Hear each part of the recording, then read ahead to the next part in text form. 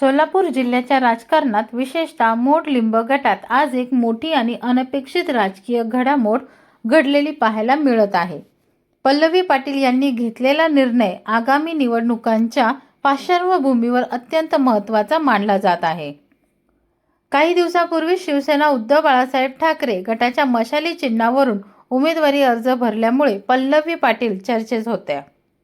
मात्र आता त्यांनी अचानक तुतारी हातात घेत राष्ट्रवादी काँग्रेस शरद पवार गटाला जाहीर पाठिंबा दिल्याने जिल्ह्याच्या राजकारणात खळबळ उडाली आहे।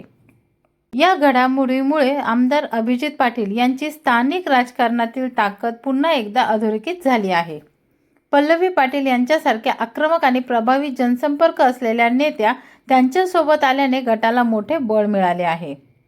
दरम्यान राष्ट्रवादी काँग्रेस शरद पवार गटाने पल्लवी पाटील यांची थेट महिला काँग्रेसच्या जिल्हाध्यक्षपदी नियुक्ती करत हा एक मोठा मास्टर स्ट्रोक खेळल्याचे राजकीय वर्तुळात बोलले जात आहे।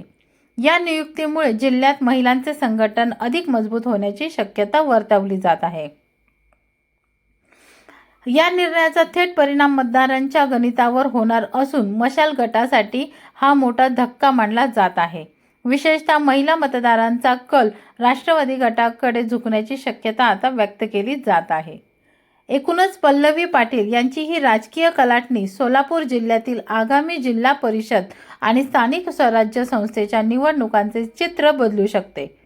आमदार अभिजित पाटील यांचे नेतृत्व आणि पल्लवी पाटील यांची संघटनात्मक ताकद आता एकत्र आल्याने विरोधकांसमोर मोठे आव्हान उभे राहिले आहे।